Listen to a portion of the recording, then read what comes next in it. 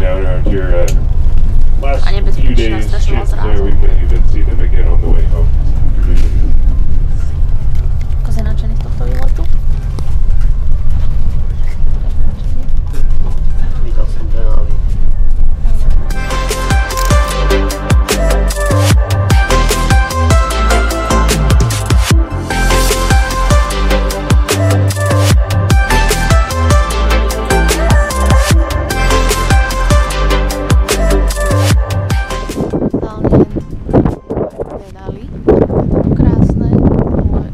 Veľa ľudí a opäť sa dostávame do situácie, kedy sa nám to až tak nepáči, pretože máme pocit, že máme oveľa lepšie zábery a zážitky z cesty sem ako z tohto celého.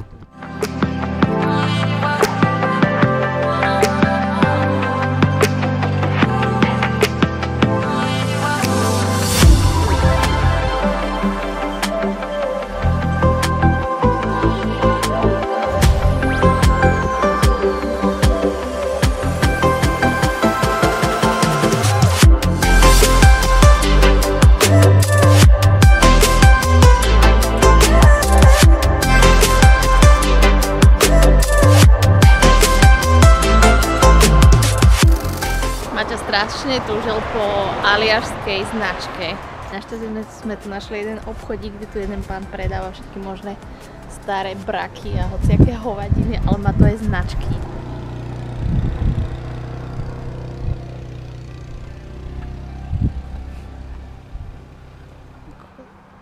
Jedna nestačí.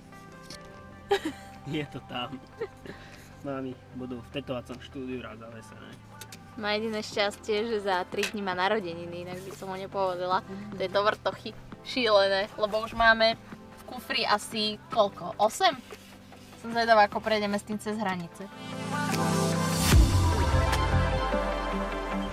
Mierime do Anchorage a už je pomaličky, bude 8:45.